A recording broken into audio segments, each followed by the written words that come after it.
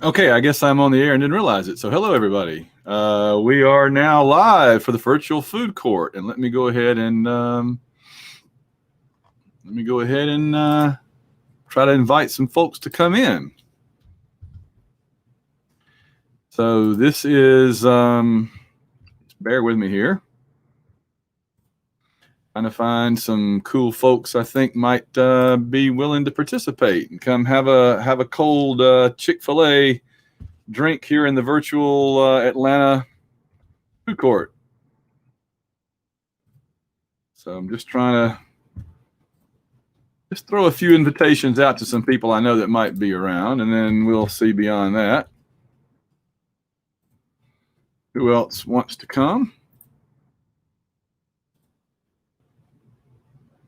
All right, there we go. I have hey Kevin, I have hurled invitations out into the void, and I'm currently beaming out the virtual food court with the virtual Chick-fil-A to because that's what you got to have, right? At the food court in DragonCon, you got to go have the Chick-fil-A at least one day, and not Sunday. So you better be prepared to have it Friday, Saturday, or maybe Monday on the way out, heading back toward the airport or toward home. So I've hurled some invitations, like I've sown the seeds into the heavens. The reason I'm actually starting an hour late, and I apologize, I don't usually like to be late at all, but what happened is I had a faculty meeting emergency come up as I was leaving the school today, and I got detained for about an hour having to deal with some real world stuff. And I'm like, man, this is DragonCon weekend. We don't do real world stuff on DragonCon weekend, do we? We do DragonCon stuff, and I guess we can't do the I got a weird thing going on over here. This is weird. We can't all be in Atlanta, but we can darn sure get together anyway. How strange that I've got this weird upload logo thing popping up here. Oh, I see somebody is looking for a place to sit in the, hey, Deanna, in the virtual food court. Let me just move my backpack here. Jim, hey, Jim. You want to come sit here at the table here in the Peachtree Plaza with me? Yeah, that'd be cool. Hey, there we are. What's up, Jim? What's happening, man? All right, there we go. Yeah, I'm just having some Chick-fil-A here in the virtual food court. What's up? What brought you I to ate the all my snacks already. I was waiting for you to get here. Yeah, I was slow. I was really looking forward to kicking things off at 2:00 Eastern. Man, let me tell you, Jim, the one thing that has driven me the craziest about doing everything virtual online this year, beyond anything else, other than not getting to see friends and all, right. The one thing that's driven me the craziest is usually I go to DragonCon and I'm in Eastern time zone the entire time. So if something is at 1:00, there's only 1:00. Oh, right. Yeah. But doing it virtually, I'm constantly having to adjust. Okay, it's this time, it's that time, it's this time, it's that time. It's driving me insane. So that's one thing I'll be happy when we get back to doing it in person. And on top of it, you have to juggle all of the stuff that you have going on at home and at work. Oh, yeah. No kidding. Like today. So, yeah. So what's new with you, my friend? Man, nothing's new with me. This whole last couple of months has just been nonstop work and family stuff. Man. So I was happy to take a break and just be able to chat about stuff. Yeah, let's do. Oh, I see some more. I see someone else is coming looking for a seat. I mean, the Peachtree Center is. Yeah, I think we can fit in. Let's see. Is that Mike? How's it going, man? Howdy. Hello. This is what I wanted. Right. This is what I wanted. I wanted friends, folks I like to talk to, folks that I get to see at conventions. I wanted them just to hang out a little bit and chat. So you got you some Chick-fil-A, Mike, or what are you doing? Yeah, I think I'll just get a couple slices. There you go. That worked. Usually I would actually head for that plate. There's like 5 of them. in Peachtree Plaza. I would head for that place you get the styrofoam box, and you just get the tongs, right? And you just get whatever you want to pile in there is grilled chicken and macaroni and cheese and green, and just put it all in there. That's what I usually end up getting. So yeah. So what, Jim, you were saying that you're crazy busy lately, or I was distracted. Yeah, it's just life has just exploded. So I haven't had much time for fun. So yeah, I was looking forward to being able to unwind for a little bit with everybody in the virtual food court. Yeah, absolutely, man. I tell you, Mike, I've been trying to get Jim to come to DragonCon for a while now, but it's I know it's difficult if you haven't got kind of an in, and it can be steep, and and all that. Except this weekend. Except this weekend, and next year may be the year that might be the year that I actually make it. That would be good. That would be cool. Oh, gentlemen, I got my new. Check it out. I'm going to show it. I got my Mandalorian baseball jersey, number 80 for first appearance, and on the back, fit. Nice. 80. That's right. I had to grab that, so this is like a good time to bust it out. I didn't get to wear any of my stuff I take to DragonCon this year, so. Well, I see you've been participating in the cosplay a bit. Yeah, yeah. I didn't do one this morning. I didn't wear this to work, but I thought this would be good for the food court. So, let's see. Got some comments going on. Oh, I forgot I can actually put them up there. Let's see. So Kevin Steverson says, "Hey, Kevin." Howdy. Deanna. Hey, Deanna says, "Hey." And Bill Rich head to the Virtual Worldcon New Zealand. Wow. Okay. What's up, Bill?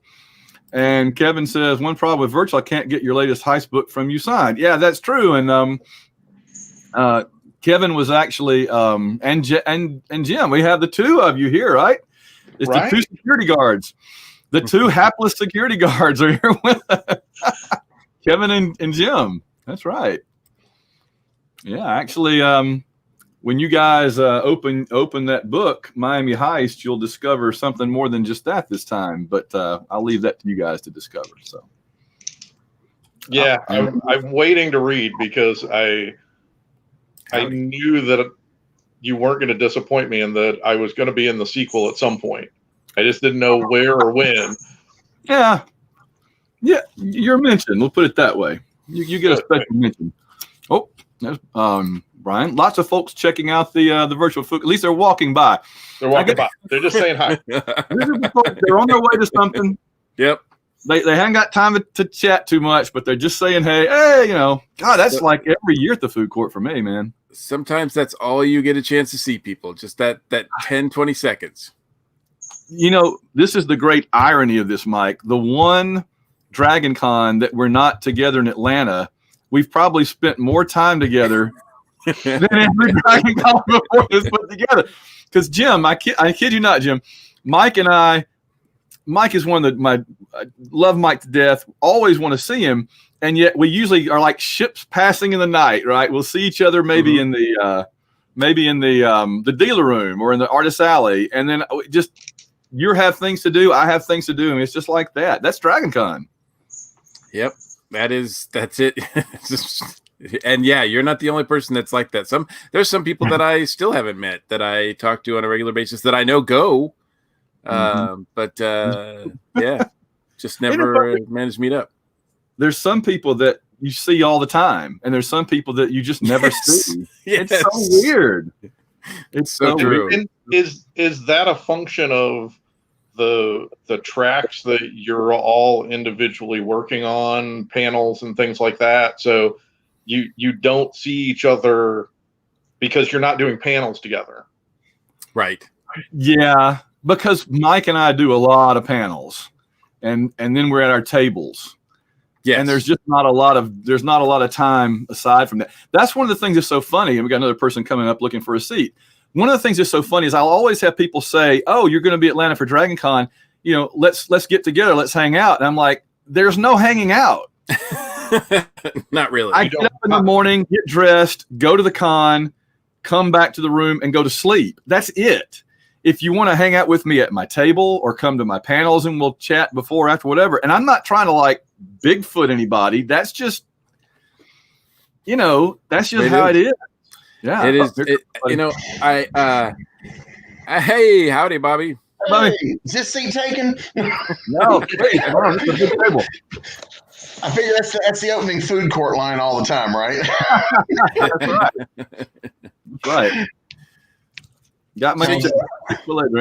Van, if you had this at 2:00 or an hour beforehand, then something impossible would have happened that I've always wanted to happen at DragonCon. I would have actually been in two places at the same time. Because the Brit Tracks was airing one of my panels at 2:00. Wow. And I actually had food at 2:00. So just for you, I had Zaxby's for lunch. I was going to eat right in front of you. I was on one. They aired the Avengers Assembled Masters of Evil a little while ago too. Which I saw on my way home, so it would have been there would have been something we would have messed up the time stream, or something. So are you doing more? Do you find you're doing more panels this year because you could do so many? I'm not doing more than I normally do in person, but I've been recording a lot of them for the comics track. Yeah. Even the ones I'm not on. Mm-hmm. So it feels like I'm doing more because I'm still sitting here. I'm just an audience of one. You know what I mean? I'm sitting here working the controls while they talk. So, I've probably, in fact, let me see. Let's see, 1, 2, 3, 4, 5, 6, 7, 8, 9, 10, 11, 12, 13, 14. I've recorded at least 14 already. I'm on about 6 of those, probably, or 7. So wow. Plus the ones that I didn't record, like the DragonCon people recorded John Romita Jr. Oh wow! Okay, I didn't record that. And that was neat because the lady that was recording us, she would like pop me up double, and then when she decided that JR was going to talk for a while, she'd make me disappear. And just as she would do that, he would be like, "So what do you think?" Or something. And I'm like, all of a sudden, whoop, here I come back. So it was pretty fun. Come here. I'm actually doing less. This is the first thing I've done outside of I did something for Joe and Gary a couple of weeks ago for their Thursday night panels. But so far, this is the only thing I've done. And then on Sunday, I'm doing the writers' mentorship sessions. I'm doing some of those, and then that's it. That's all I'm on this year. So it's actually less for me. It's very weird. Yeah. Hey Jim, what conventions did you end up missing out on this year? I mean to ask you that. Did you have stuff that was going on that got messed up? Everything, yeah. Like I like you, I was, disappointed we were going to miss Archon in St. Louis. So, that was one. I didn't go to Kansas City this year for Conquest like I have in the past. At the beginning of the year, I kind of saw the writing on the wall. And so there were a lot of things that I didn't even apply for or get information on because I knew that we were just in this weird area where people were going to be canceling things on a regular basis until at least this time of the year. So, like I said earlier, real life kind of just destroyed all of my plans for the fun side of my life this year because everything's been canceled. Absolutely. And it's not like, for people like us who spend time, commenting and talking about genre entertainment. We've missed out on movies all summer. We've missed out on a lot of TV that's been pushed back. So, my whole show has been just demolished by this because there's really no point in me getting together and talking to people about things that aren't going on. Yeah, I know. I keep thinking 2021 better be like the greatest movie and TV year ever because it's going to have 2 years worth of stuff in it. No, I told somebody the other day, this is our payback for last year. This is our payback for a year where we got the end of Star Wars, the Skywalker saga, and the end of the Avengers Infinity War saga in the same and Game of Thrones. And Game of Thrones. And Game of Thrones. Yeah. 2019 was too big. It was too much. It broke broke the universe. And the universe said, we're not giving you anything the next year. No. You just have to get by with stuff. You'll get nothing and like it. Yeah.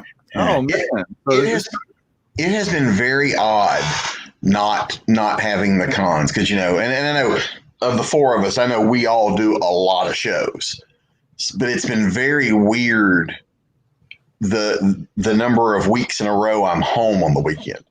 It's it's been very weird, because I've only had, all I've done this year is one day show. That's it. And so it's very weird. On the upside, I've gotten more writing done because I'm home. but I do miss that. I miss the camaraderie. I miss the seeing people I know, because there are a lot of people in my life I only see at conventions. Mm-hmm. And that it's odd not seeing those people this year. So that's why I wanted to do this, because I thought even if we're doing panels, we're getting to hang out with the other panelists, but they're not always even people we know, mm-hmm. really that well. And I'm like, though I have been fortunate to get to do a couple of things with Mike, but other than that, I'm like, yeah, let's just get together and hang out. So, and this won't be the only one. I'm kind of planning to do this like once a day through Monday. So I noticed, like, not for the con, but I had some writers are getting together. I know this month to do like a Zoom hangout session, just because we haven't talked to each other in so long, and things like that are really nice. Absolutely, yeah. So I threw out another seed into the wind. We'll see if anybody shows up. Anybody else you want me to invite? Am I forgetting anybody? I kind of mentioned that you guys were the ones that popped up on the comments, so I thought I would. Anybody else need some Chick-fil-A that I should call? You never know who you'll run into in the food court. Mm-hmm. Well, I did see James Palmer pop up, and I know Will Rich is here somewhere. And, I sent James. He may be busy though. I don't know. A lot going on. Oh, he says he's in Kroger. Well, dang it, James.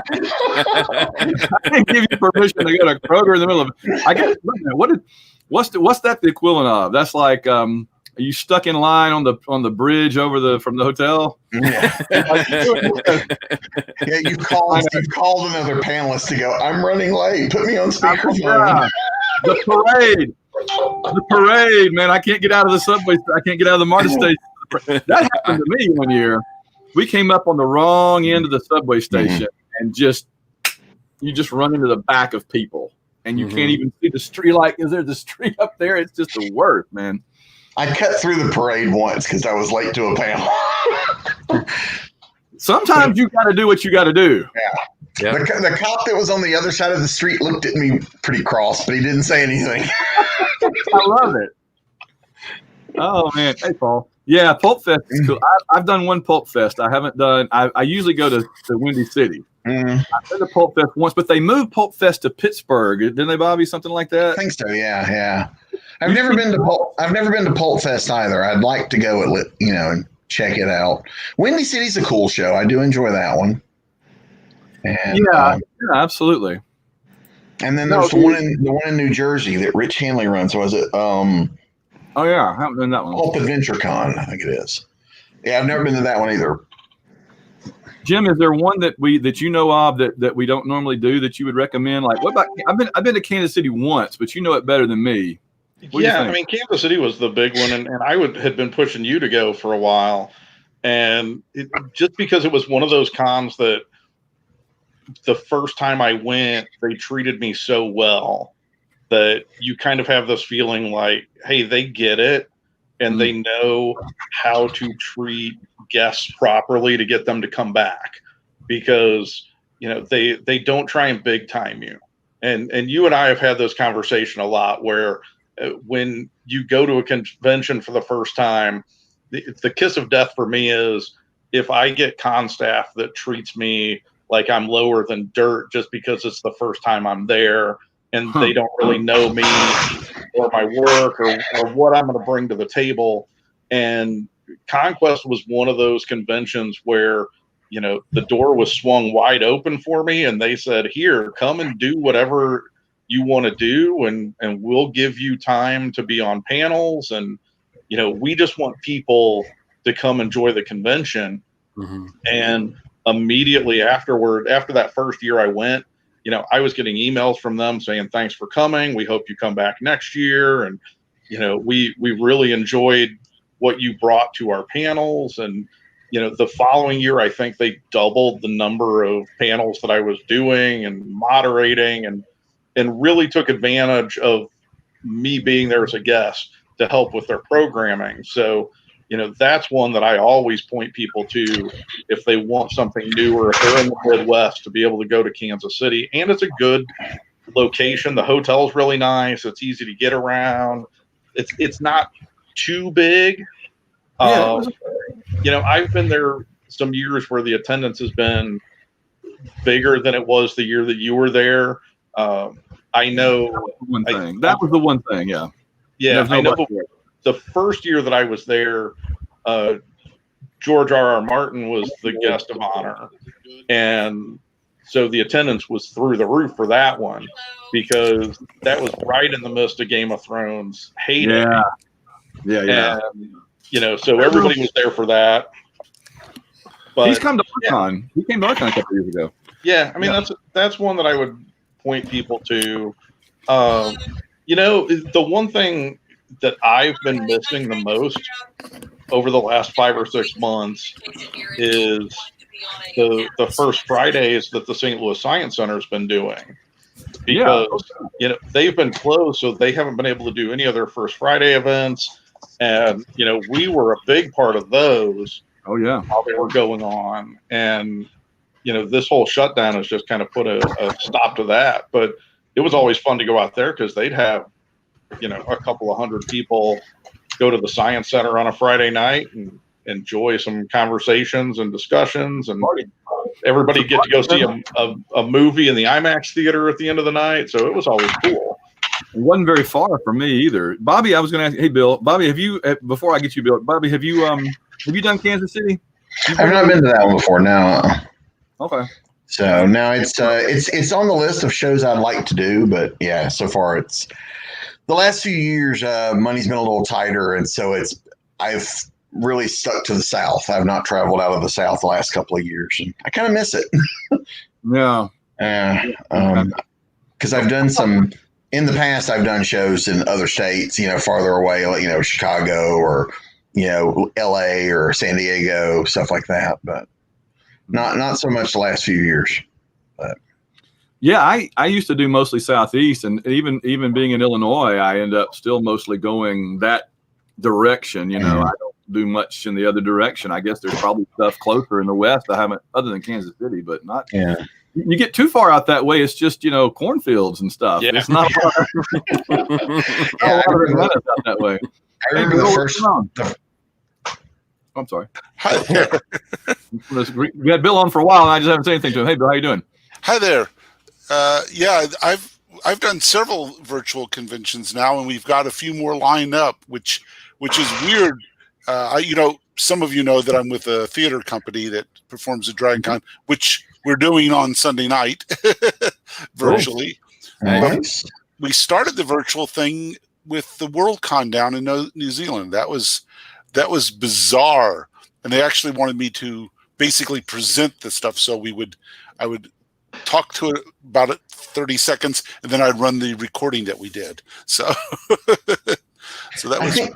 You had to stay up late for those, I bet. No, it wasn't too bad. They scheduled us like at 10 o'clock at night, and that was, you know, mid-morning or something for us. You know, they were a day ahead, so it was always like, well, we want you there on Sunday. Well, that's, you know, Saturday for me. So. That's what I was saying a minute ago, Bill, is that the worst part of all this for me, other than not seeing everybody, is when I'm in Atlanta, we're all on the same time, but this is like driving me crazy. I keep getting this time screwed up. Yeah, the New Zealand was even worse because you had to say it's ahead. it's ahead, So Yeah. all the stuff that you expect from Worldcon to happen Sunday night was happening for you Saturday morning or something like that. It was pretty strange. But I will say with the quarantine and everything, and us not being able to get out and do these live, I am really enjoying the idea of a virtual convention, and it's allowing fans to see areas they can't travel to for whatever reason. Like Right. DragonCon, I know DragonCon it really does intimidate some people. Like I'll talk to people about, DragonCon, they're like, that's too big for me. Mhm. I think doing stuff like this is giving a lot of people a chance to see what goes on without having to fight the crowd. well, Yeah. Bobby, people were saying DragonCon was too big for them when there was like 12,000 people there. Hey, I remember the first year I went, I thought it was the biggest thing in the world, and it's like, that was, the bar graph, it was still pretty low. I was there for the first one, and it was sort of small. Yeah. Mhm. But what's funny is that I usually spend my time at the SF literature track, which is not that crowded, shall we say. So you can get a nice small convention. In fact, if you just stay in the Sheridan the entire time, you can pretend that that's just one little convention that you're at, and there's merely hundreds of people there, not millions. That's one of the great things about DragonCon is you can try to experience the entire thing, which is basically impossible, or you can just focus on one or two things and act like it's a convention for that going on coincidentally while all this other stuff is going on. I mean, I've always said it's really like 25 separate conventions in the same place. Oh yeah, 30. Yeah. Well, even at our tables when we're in the comic area, there are people on Monday that Monday is the first time they've gotten to that area. So we almost have a different audience every day. And Bobby, I know, because I like to go to the Artist Alley. I don't need to go to the dealer's room, but you can't get into Artist Alley with the way they have it now unless you stand in line for the dealer's room. And so I'm not going to stand 3 hours in line for the Artist Alley. I'll come on Monday. Yep. And it's just as busy up there, because it used to be on Monday. The comic area was kind of slow when we were over at the Hyatt, in the basement of the Hyatt, but now it's like it's a new convention every day, and Monday is just as busy as Friday. Mm-hmm. Yeah. That I don't have a good perspective always on how hard it is for people to get into like the Artist Alley, because some of us we just kind of wave the badge and walk in. Yeah, but sure, you see those lines around the block.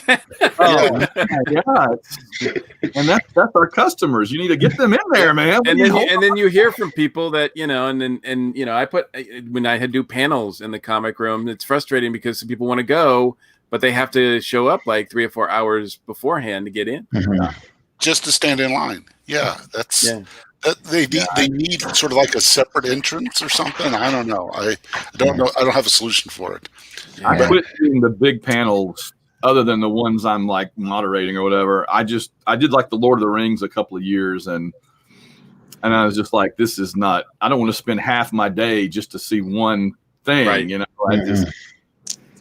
Well, it's spread out as we are now. I mean, and this is not a complaint. It's just a fact of life. But if I'm over in the comic area and I have a panel in the Hilton, I have to leave a half hour before my panel to walk that far. Mm-hmm. And then it's do the hour panel, and then so you're gone 2 hours to do a 1 hour panel, which is fine. It's probably the most walking. Yeah, it's certainly a lot of good exercise I'm getting walking up and down those hills. But and walking in the bright sunshine at my age. Yeah, because there are times when it is so much faster to walk down the sidewalks than it is to try to cut through those hotels. Absolutely. Well, I'm saying if you're going this way on the DragonCon layout, it's level. Mm-hmm. But if you got to go that way, it's a whole, like from the Hyatt to the Marriott, and then on down like to the Sheraton and everything. I think it is, right, or the Hilton. Mm-hmm. Yeah, the Hilton. I've been going for 22 years, and I still get the layout kind of. It's amazing, you know. Atlanta is Center of Auburn was easier to figure out than that, but you know. I do like the fact too, though, that everything is except for the Sheridan, you can get from one to all of them without ever going outside. Oh yeah, dude. See, it may be a tight squeeze through the little habit trails, but you can walk the whole thing without going outside, which is wonderful when it rains. Oh yeah, I would fly in, get on MARTA at the airport, take MARTA to Peachtree Center, do everything indoors, stay if I was staying at a hotel somewhere down there, or get on the train and go out to the hotel out of the perimeter where I was staying, whatever. Back when we did that, and then end up going back to the airport and flying out and never see the sun. Mm-hmm. 4.5 days, never see the sun. You can totally do it that way if you want to. So one of the interesting things that happened is when we did the convention in New Zealand, we started getting more people to do virtual stuff, and we have now been contacted by local Atlanta theaters who can't open and saying, how can we do things on the internet with audio drama? So people have started noticing audio drama outside the convention area. So we feel very happy about this. This is neat. Yeah, absolutely. Yeah, I've been saying all along. I think that this is going to change. I don't know how much. I don't think we're going to go 100% back to how it was before. I think there's going to be some hangover and some things that change because of it. Well, I'm looking at a lot of this stuff as like, how can I use it for what I do? And like Mike and I were talking about this yesterday, this thing like where you guys are doing the virtual artist alley, where you're having like an online selling spot during the convention. I'm looking at the possibility of doing that while I'm physically at a convention and I'm posting photos of the convention. I get a lot of things. Oh, can I work? Oh, I'd love to get that. And I'd like to be able to see if I can integrate it or use this idea to work with the live show or, you know, the virtual panels, that are going on, or just the fact that creators are doing more stuff like this to get in front of people. I know when comics, kind of stopped shipping for a while and things were and the convention started cutting down, the first thing I noticed was writers, artists, actors, etc., hopping on and offering free content for people, and I think that was a great way to help people get through, especially the early days of the quarantine when everybody didn't know what was going on, or we still have no clue how it's going to end, but I think I haven't seen the script. I haven't seen the script yet. I think it's in rewrites. Yeah. They keep rolling dice. It's like a live action Dungeons and Dragons out there. It really is. Lord. So, but things like this, I'm loving the fact that this kind of thing like StreamYard and Zoom and things like that are allowing people to do, keep entertainment going. Imagine if this had happened in 1986. Oh Lord. Yes, I remember that very well, 1986. Yeah, but could you imagine if the pandemic happened then and we didn't have all this? And well, I mean, you just have to look back to 1918 and see how people dealt with it, and it's just that our technology means that everyone can work at home. Not everyone, of course, but a large number, especially the intellectual laboring, can be done at home. And that was the big surprise. That was quite a surprise for a lot of companies. Mm-hmm. Yeah, I could change that for sure. It's changing how work's going to be. I mean, there's going to be more remote stuff than there was before this started. I think like, for example, I never taught an online class before this, and the end of the spring and all the summer, that was all we did. I had to force myself to learn all that stuff. So now I can do it. So, in my job, I had actually worked at home for like 3 years for a while because I was a contractor, and programming, you could just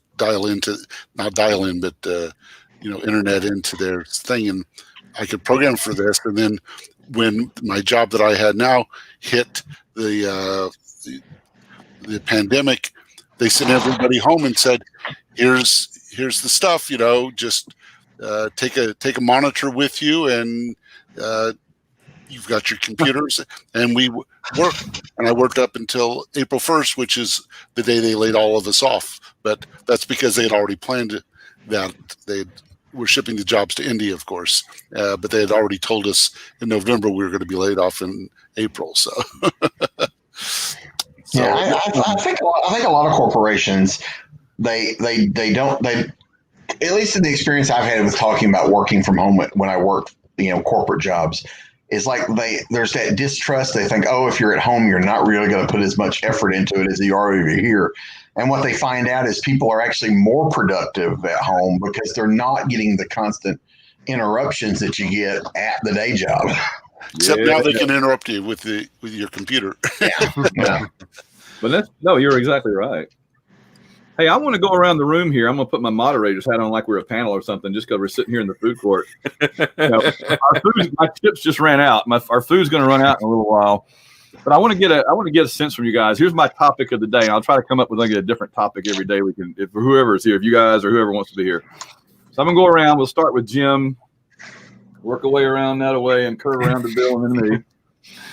What is the one movie or TV or whatever type thing that has either been delayed or is supposed to be coming up, but that you're like, man, they gotta make it happen. I can't go on in life if this one thing gets pushed away another year or something. Jim, what are you thinking? It's funny that you say that, because I was just thinking about that earlier as a topic of conversation. Like, to me, the other day it hit me that those of us who thoroughly enjoy the Marvel Cinematic Universe had this great ending to a saga with Endgame, and then virtually nothing. And we were all waiting for Black Widow and what was going to follow after that, with all of the newness of the new MCU that we had to look forward to post Endgame. And we've had to wait for that. And everything on their schedule has been pushed back. Like, I can deal with some of the other delays that we've had with things. Like, Wonder Woman got pushed back, but we knew Wonder Woman was going to happen. Stranger Things has been pushed back a little bit, but I know Stranger Things is coming.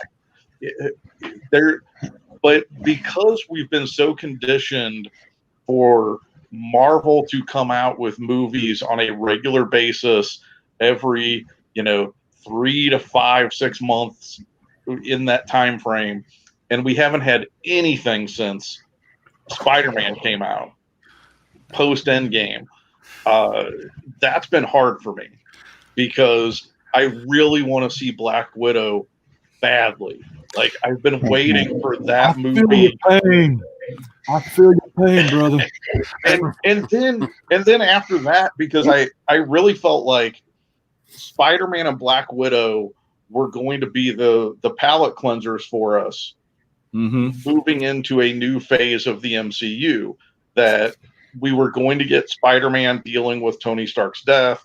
We were going to get a flashback Black Widow story that was probably, if you believe the rumors, going to set up a new Black Widow for the MCU and kind of close the book on Scarlett's participation as the Black Widow. So we were kind of moving on from the events of Endgame and then moving into the Eternals, Doctor Strange 2, Black Panther 2, all of the stuff that's coming on Disney Plus with WandaVision and Hawkeye and all of the really cool stuff, Loki, which I still can't wait for the Loki show. Like, that is going to be like the best version of an evil Doctor Who ever. And I can't wait for that. God, Jim, you said that made me okay. You know what it was? Let me pause you for just a second. I don't mean to be disrespectful. In order to do the Marvel panel that I recorded with the American contemporary sci-fi track. I had to binge watch, and with Mike, 3 years of Agents of S.H.I.E.L.D. in 3 days. And I did it, didn't I, Mike? I was convincing. Yes, you did. You did. Hey, you did better than some of the other panelists. Who would actually watch it? No, I watched it. But Jim, I got a really strong Doctor Who vibe out of Agents of S.H.I.E.L.D. Am I crazy? No, Not crazy. It was on purpose, I think. First of all, you got these two British characters, and they have a TARDIS in like the back of their room at Shield. You can see it, a little tiny one. So yeah, one of the things I wanted to point out is I think now we're going to have a lot higher expectations for the new Marvel movies when they come out. The more we wait, the more we expect. Wow. I'm just glad the delays happened after Endgame. Could you imagine the wait between and Endgame was long enough? 100%. 100%. I was like, if this had happened last year, I'd have ended it all, man. Yeah. I don't think I could go on with it. It's like we got the finish line. That's what we were saying a little while ago. We got the finish line of everything, and then the guillotine dropped. Van, don't go crazy on us now. That's not crazy. That is sane, my friend. I'm sorry, Jim. Continue your thought, and then we'll get to Mike. That was the big thing. Was that I feel like out of everything that has been delayed. Because of the way MCU is set up, it wasn't like we just had one movie that was pushed back. And it's like, oh, we just have to wait for this one. Because the way they're scheduled, everything in their schedule is now pushed back like 6 months. And unless they're going to do something crazy and give us a year coming up where we get like 6 movies all in 1 year, which I doubt they'll do. But, the end of the year is going to be weird because now that movies are starting to be released again, we're going to get Black Widow. We're going to get the Eternals at some point at the end of the year.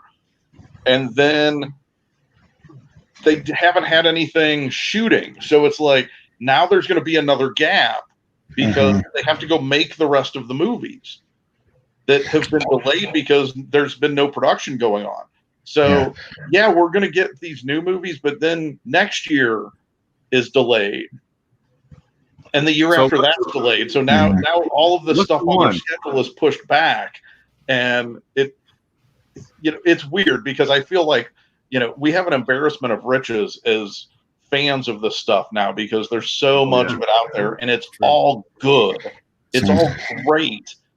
And sit here and be complaining about the fact that I have to wait another 3 months to see an Eternals movie that I never thought I was going to see anyway.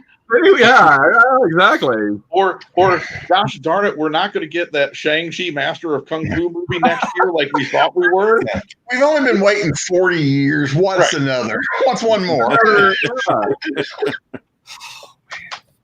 Well, and that's what I think is funny about it is it's frustrating from a standpoint of I don't want to wait for this stuff because I've waited for it my whole life and it's finally, we're on the verge of getting it. But at the same time, it's like, okay, I've waited for it my whole life. I can wait another year. I've literally and this, man, because we've talked about this multiple times talking about the Avengers movies. Like in those movies, I got moments that I never in my wildest dreams thought that I would see live action on a big screen. Oh, absolutely. And sat in a movie theater and had literal chills going up and down my spine, listening to characters say words that I never thought I would hear them say on a big screen. And so I don't have a lot to complain about. Yeah, I know. It is kind of, I do feel like a big jerk even saying right. Well, I want to know, Mike, what are you gotta have? Well, first of all, let me say that I think it's going to be hilarious looking historically looking at this year and seeing that New Mutants was the movie of the summer. Who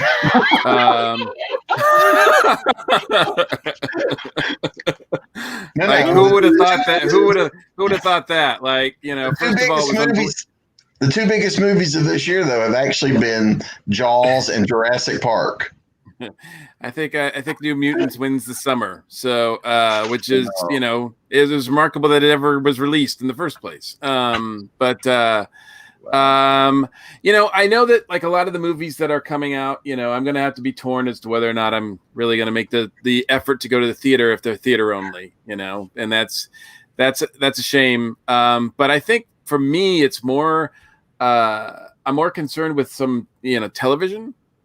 Like for example, like the shows that didn't get a chance to finish their seasons. I just finished watching Doom Patrol, which I loved, and they didn't get a chance to do their finale.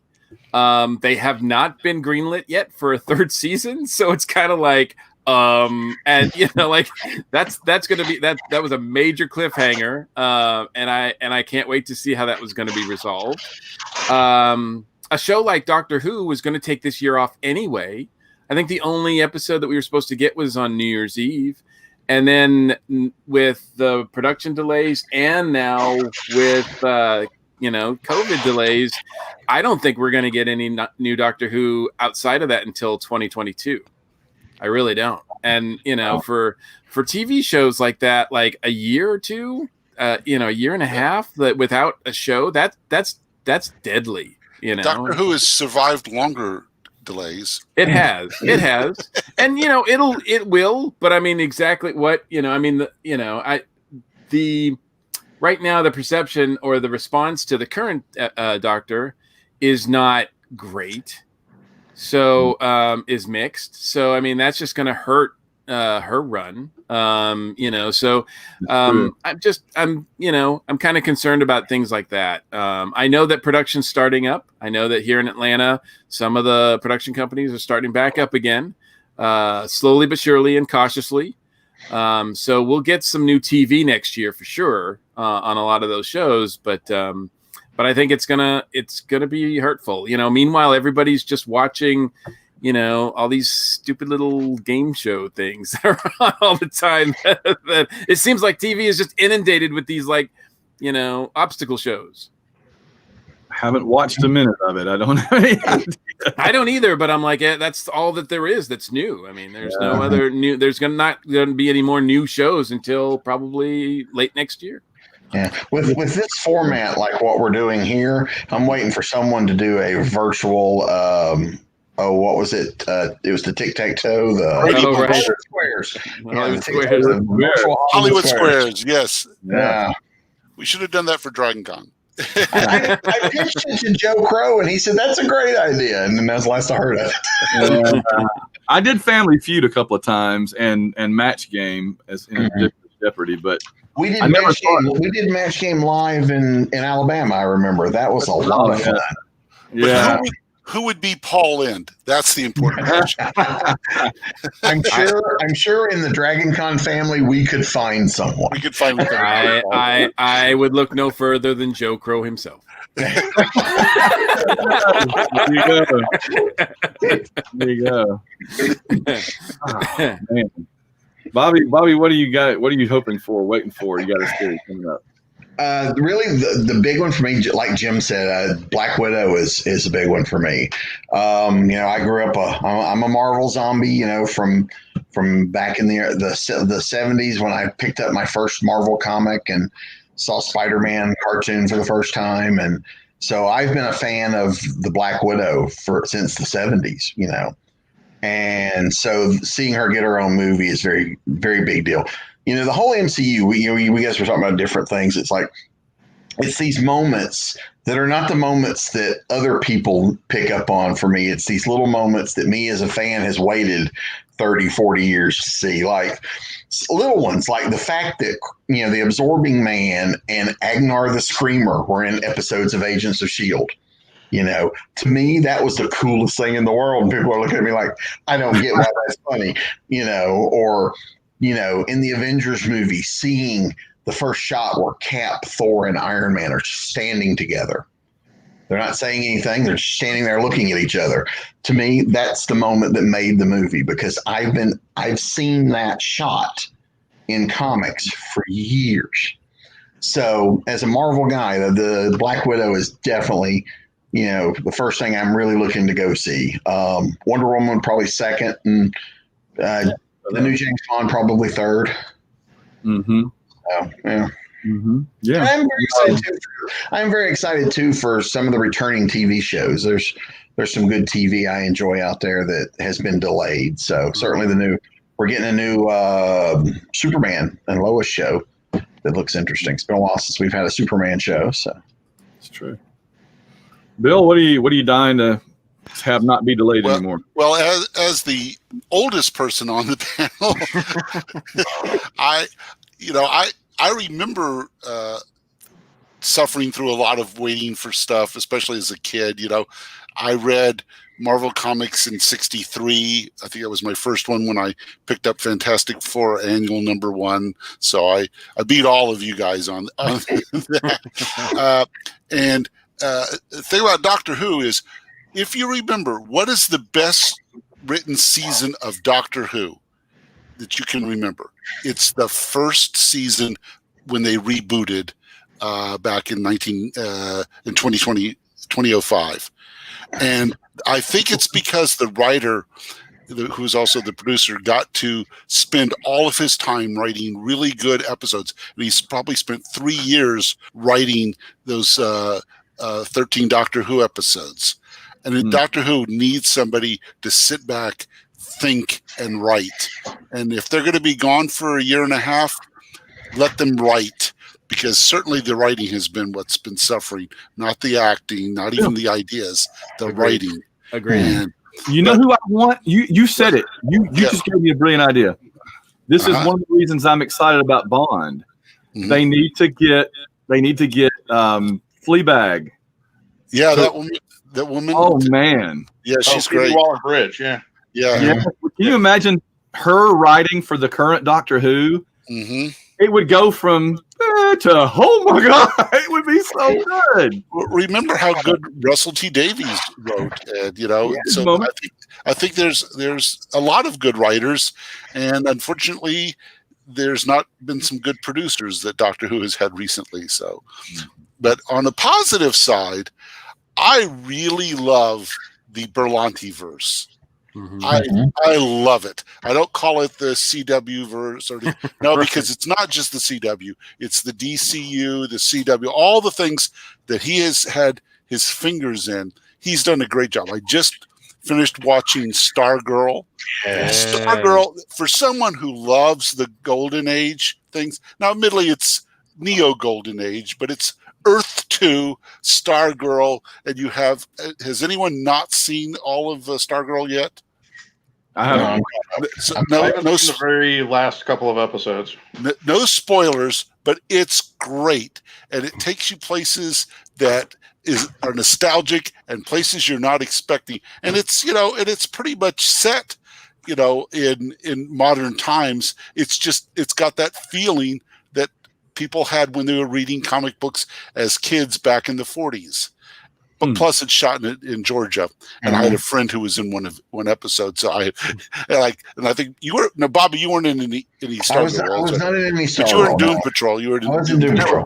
That was my first. That was my question: was how has Bobby not been in it yet? Because he's in everything else. But I have a friend named Tim Peake was in Stargirl, and he was also in Doom Patrol, I think. But anyway, he's an actor I know. So it's good. And Stargirl makes you feel like a kid again. It really does. It's a lot of fun, and it's got all the tropes going for it, and it's one of the best things. And then I like Flash. Flash is a swell character, a swell series, and I like Arrow back when it was on, although it's pretty dark. It was interesting. That's the one I watched. The whole Berlanti verse has just been a delight, and Marvel TV shows were really good when they were on Netflix, because those were some really good ones. And I really liked Agents of S.H.I.E.L.D. And the past 3 seasons of Agents of S.H.I.E.L.D. have been the best ones they've ever done. They were just all great. That's the one I watched, so that worked out pretty good. Yeah, I mean, I like the earlier ones, but the last 3 seasons. Wow, Yeah. everything was different every season, and Yeah. they did a lot. So there's nothing to sneeze at there. I think Agents of S.H.I.E.L.D. really improved when they went in those last few seasons, when they went from being 22, 23 episodes to 13. 13, yeah. They really condensed their storytelling, and it got so much better. 13 is a good count for most arc television shows. Yeah. You know, and the other ones are superfluous. 13 is a really good number. Yeah.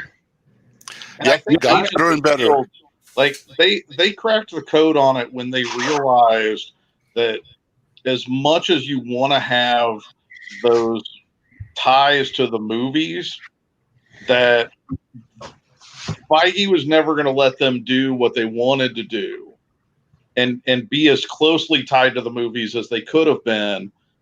So they finally made the smart choice, which is we just need to ignore the movies completely and be our own show and reference the Marvel universe at large when we want to, but don't tie ourselves down by having to plan things out for the next movie or try and end our season.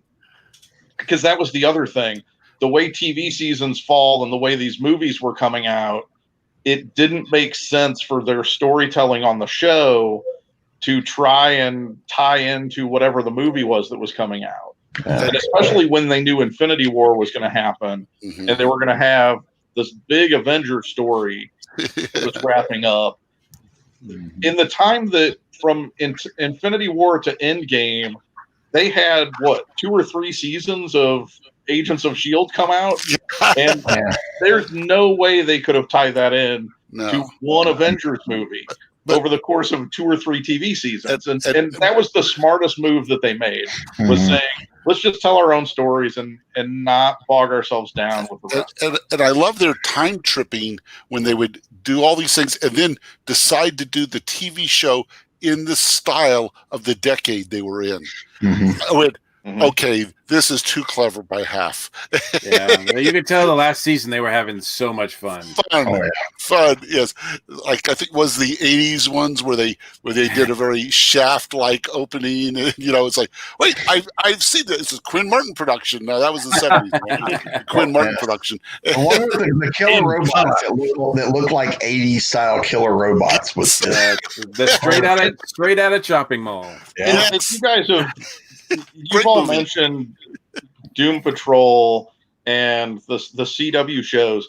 And as much as I love the Marvel Cinematic Universe for the interconnectedness, which is a huge part of what makes Marvel Marvel, one of the things that makes DC DC is that over the decades, they've allowed creators to come along and do whatever they want to do with a particular character.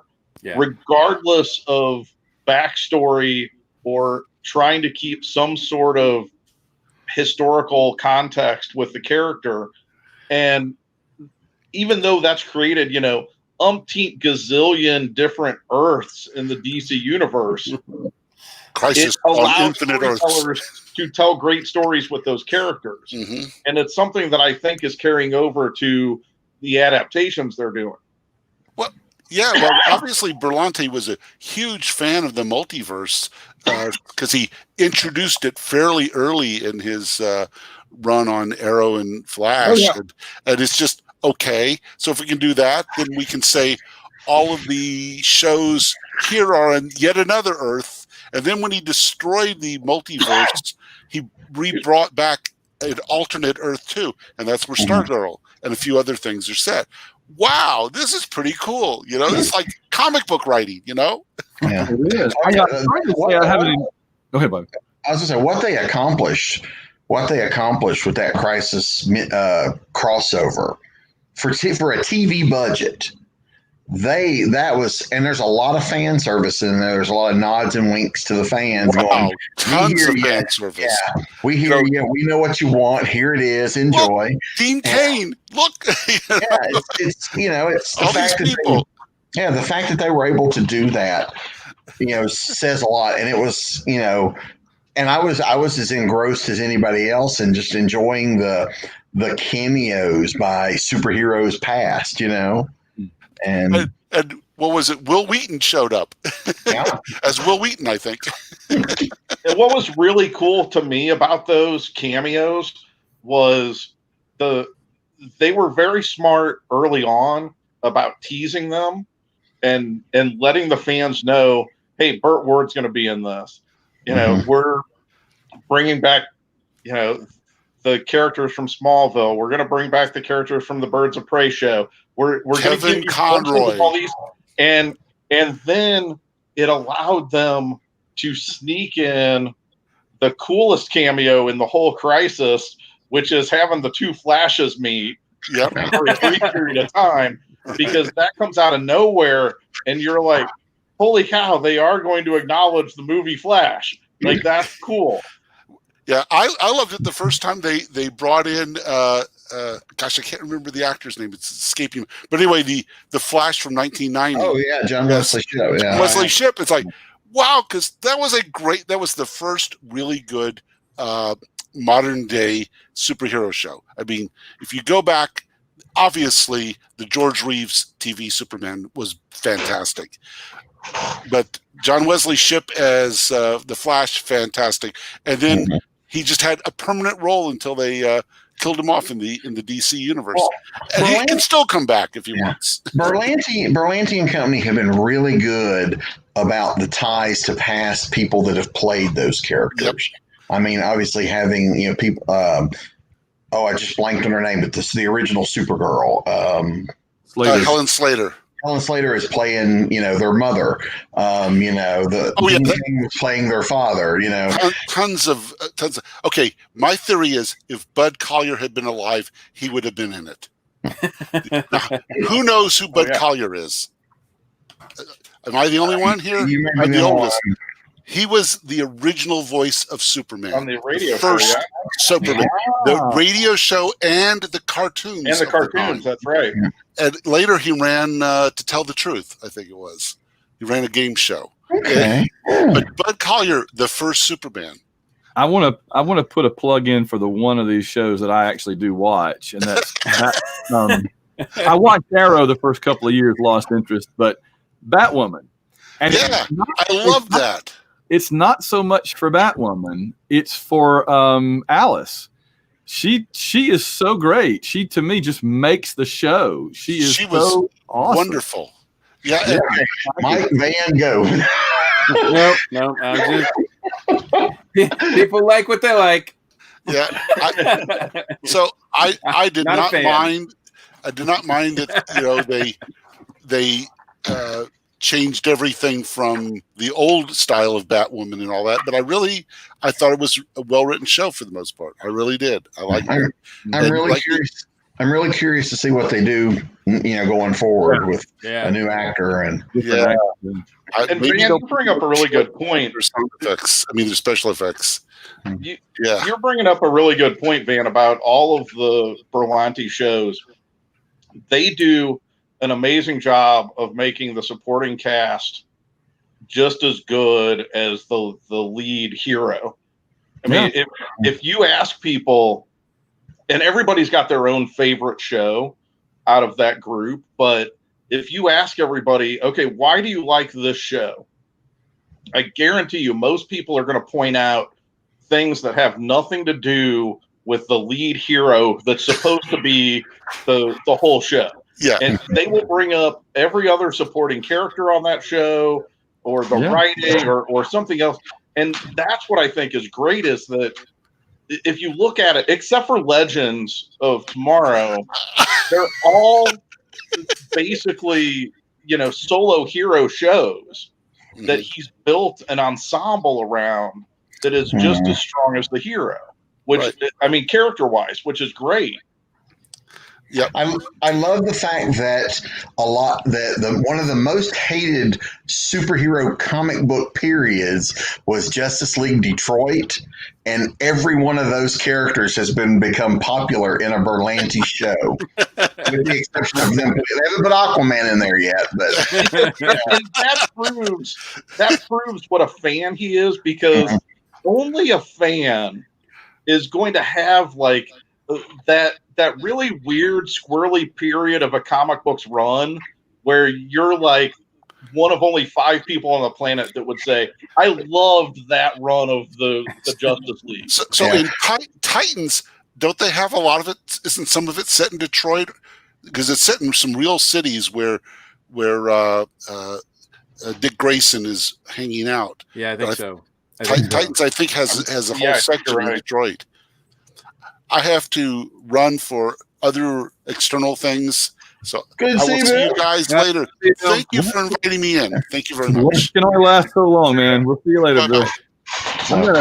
But yeah, I love the fact though that like who would have ever thought in the 80s, who would have ever thought, man, one day Vibe is going to be my favorite character on TV. Nobody said that. Except maybe George Perez. Nobody said it. I'm going to answer my own question because I haven't answered it yet. Absolutely. So y'all got the whole. Yeah, I was going to ask you, what was yours? All right. Well, I had plenty of time to think about it. I've enjoyed this very much. Sadly, there's no Babylon 5 reunion this year. No, it's true. But there is something of almost as good, and this is not delayed, I don't think, at all by the virus, and that's Ready Player 2. So I'm very excited in November for Ready Player 2, the book, to come out. And I got Sue on the air last night, and I said, Sue, Ready Player 2's coming out, and I'm putting my foot in the door now. And she's like, I'll read it, and we'll see. And I'm like, it's going to be great, and you're going to want to. She's like, I don't know. And I'm like, I got you on the air. So, but anyway, I'm very excited about the James Bond movie. We need to get that thing out. I don't know. I watch it on the TV. I don't know what I'm going to do, but I've got to see the last, because I'm happy it's the last Daniel Craig movie. Thank you. And I'm also excited to see kind of how they wrap the whole Daniel Craig storyline up. I mean, he's not my favorite Bond by any means, but I've enjoyed them actually trying to do a cohesive Bond storyline across multiple movies. They'd never tried really, that before, and so that's cool. I'm excited about The Mandalorian, as you can tell by my jersey. I'm excited about the Eternals because, people like the Eternals. It's even like, people look at the Eternals and they react kind of like it's Guardians of the Galaxy, but even less. Like in 2014 before Guardians came out, people are like, well, this is probably going to be their first bomb because nobody's going to want to see Guardians of the Galaxy. I'm like, the Eternals are 100% Jack Kirby. Mm-hmm. I'm very excited about the Eternals, man. But my number one thing that it hasn't been delayed yet, there hasn't been any word, but I will see, is Dune. I need my Dune movie yesterday, but I'll settle for December. So we'll see. Yeah. And there was one too. I'm surprised neither you or I mentioned, Van, the final season of Bosch. Oh, yes. I wasn't sure what the timetable was on that, is why I didn't mention it. Yeah, I believe it's next year, but I don't know. I don't know if they're done or not. I don't know if they finished it all. Bobby, I tweeted after I watched that documentary on the Fantastic Four Roger Corman movie. Mm-hmm. I tweeted at Titus Welliver, and I said, I just heard that Titus Welliver auditioned to play Dr. Doom in the Roger Corman Fantastic Four movie, and I put the little Jack Nicholson going, in a way, and he tweeted back and says, true story. That's all Titus is going to say. Titus is one of those guys that he's done so much. Yeah. That you forget he's in things, and like you talk about binge watching Agents of S.H.I.E.L.D., I'm doing that now. I just got up to season 4, and he's in and out through seasons 1, 2, 3, and I didn't even realize that. Or at least 1, 2, and 3, he's in and out of them. Because I'd forgotten he had played an Agent of S.H.I.E.L.D. in one of the shorts. Remember they used to do the little short things between movies? He's in one of those, and so they brought him back for the show. Okay. So he's one of those guys that I'll be watching something and it's like, it always brings a little smile to my face when I was like, that guy.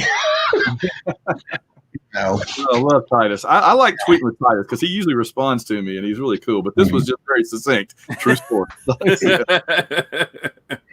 Gentlemen, I think we're going to wrap it up here in a minute. Any last burning thoughts, or that we can carry over and have whoever wants to come in tomorrow sometime. Let's see, tomorrow's Saturday, so I'll figure it out this evening and post a new graphic and of what time would be probably good, and we can see if anybody else wants to join us that couldn't come in today. I think maybe David Rogers will get in and a couple other people. So yeah, this was fun. I enjoyed this.